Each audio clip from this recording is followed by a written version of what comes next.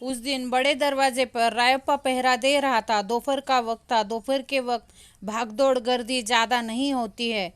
भास्कर ठाकुर और दो अंग्रेज मुख्य दरवाजे पर आकर खड़े हुए। तभी सूबेदारों ने उन्हें अंदर जाने का इशारा किया। वो अंदर जाने लगे। तभी रायप्पा ने उन्हें अंदर जाने से रोक लिया।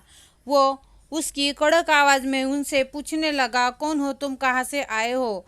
गोवे के वकील रामजी ठाकुर का वो आदमी है। उन्हें अन्नाजी पंत के बाड़े की ओर जाना है। सूबेदार को मंडली यहाँ आने से पहले से ही उनकी खबर होनी चाहिए, ऐसा रायप्पा बोला। अगर वो वकील के आदमी हैं तो उन्हें राजा से मिलना चाहिए।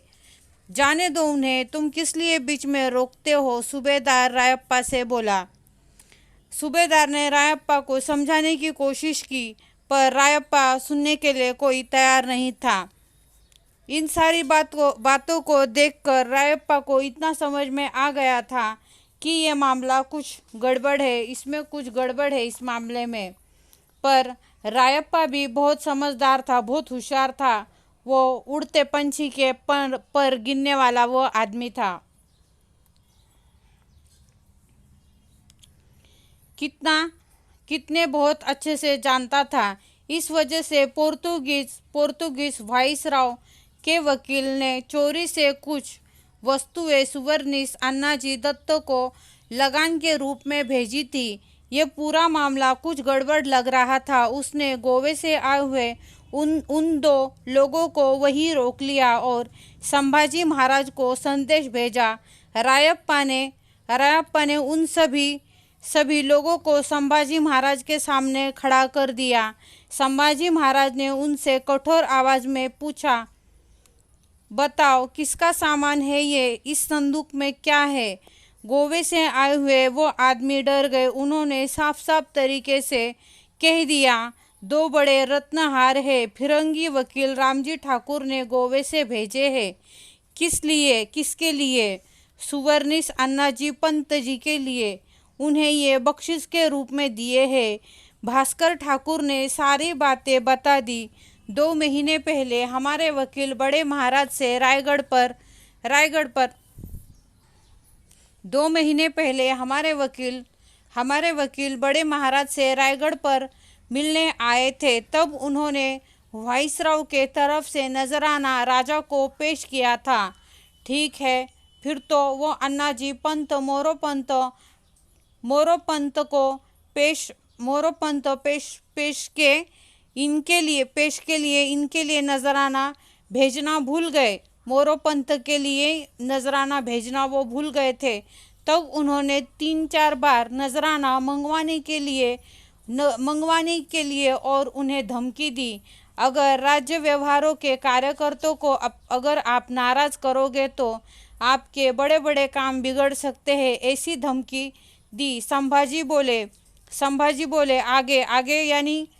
आगे यानी उन्होंने 2 बड़े रत्नहार खरीदे और आज पंत जी को देने के लिए लाए थे। संभाजी बोले, ठीक है, हम युवराज होने के नाते से ये नजराना कबूल करते हैं।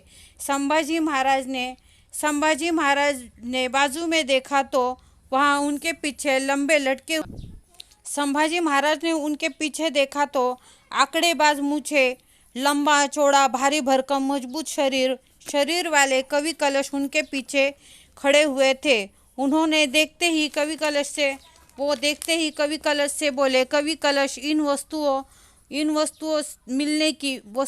की मिलने की पावती इन्हें दो और इन्हें तुरंत यहाँ से रवाना करो।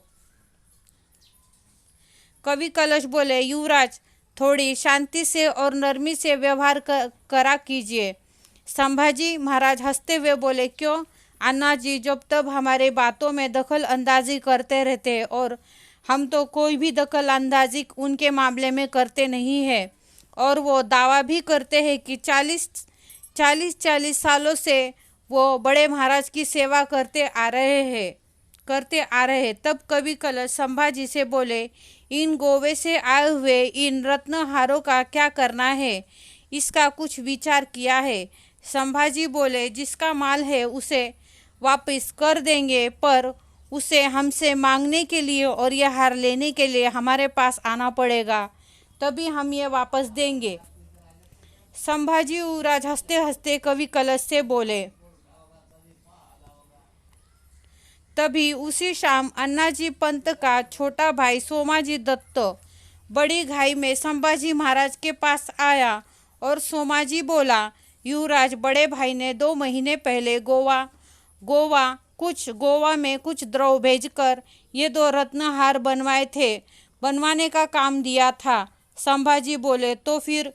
सोमाजी दत्त बोले, और कुछ नहीं, पर गोवे के आदमी आज आपसे मिलने के लिए आए थे, ऐसा मुझे लगता है। ये सब कहते कहते सोमाजी का गला सूख गया था। संभाजी महाराज बोले, सोमाजी बाबा, आपका कहना सच है।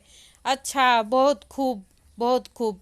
पर वो नजराना फिरंगी सुनार ने नहीं भेजा था। वो पोर्तुगीज के वकील रामजी ठाकुर के आदमी यहाँ लेकर आए थे। हमें एक सवाल समझ में नहीं आ रहा है कि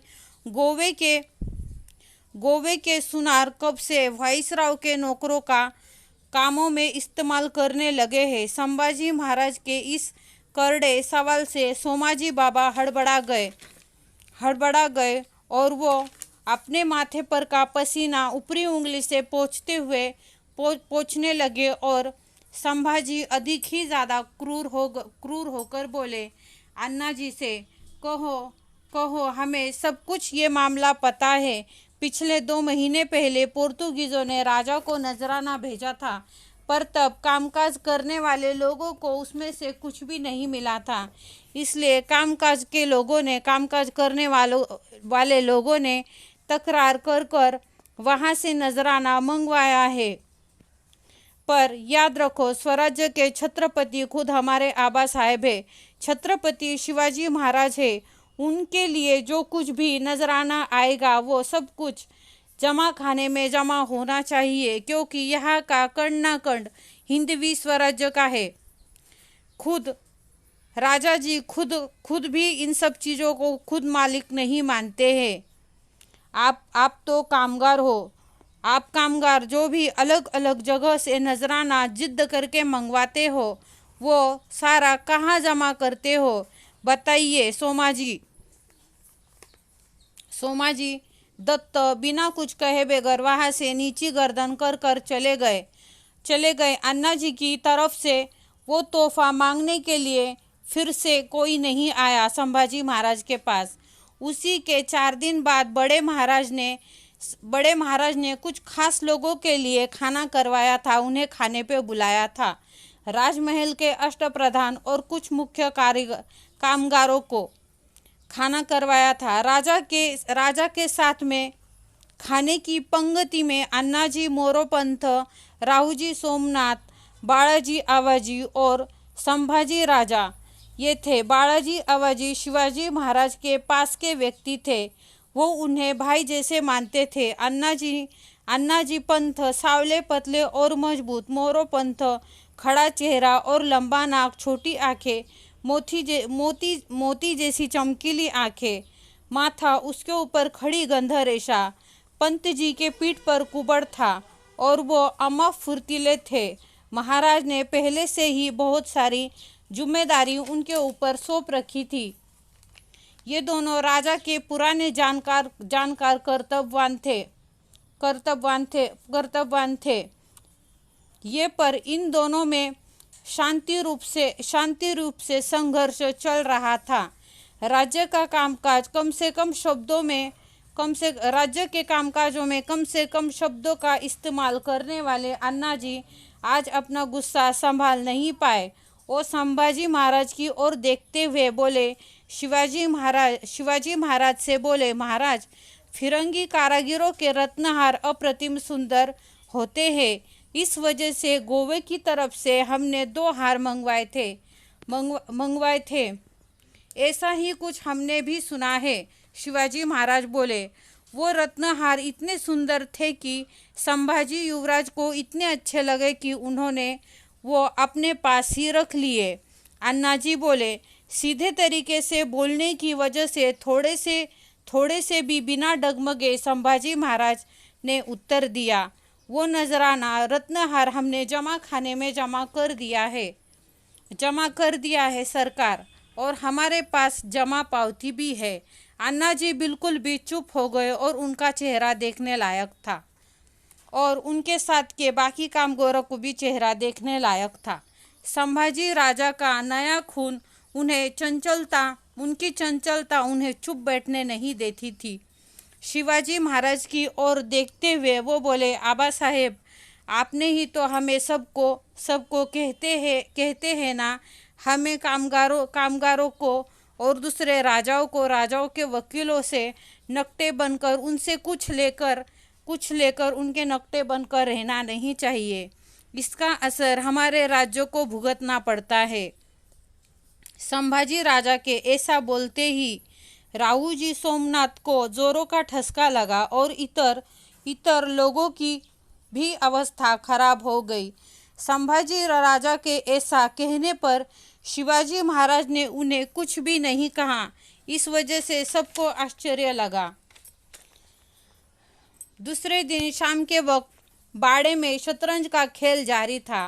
रावूजी सोमनाथ को शतरंज का राजा, ऊंट, हत्ती, इनकी जगह उन्हें बाहर के गधे की याद आई। एक नाटकी तरीके से वो बोले, एक वक्त में अगर गधे के कान लंबे हो जाए तो कोई नुकसान नहीं होता है, पर यदि युवराज के कान लंबे हो जाए तो वो धोखादायक साबित होते हैं। कुछ करो, वैद्य बुलाओ, इसका इलाज करवाओ। इसके ऊपर अन्नाजी दत्तो विशेली तरीके से हंसते हुए बोले, इतना ही नहीं, अब क्या, चलाना ही पड़ेगा। राहूजी अनादिकाल से चलता ही आ रहा है। सैनिक नुकसान उठाकर राज्य बढ़ाते हैं। कारभारी थोड़े सुख के दिन आए थे, इस वजह से खुली हवा का आनंद लेना चाहते थे। तभी मन मारकर जीना पड़ता है। मेहनत किए बगैर युवराज विरासत की वजह से अधिकारी बन बैठता है। अपने नसीब का सिक्का ही ऐसा गिरा है तो क्या करे।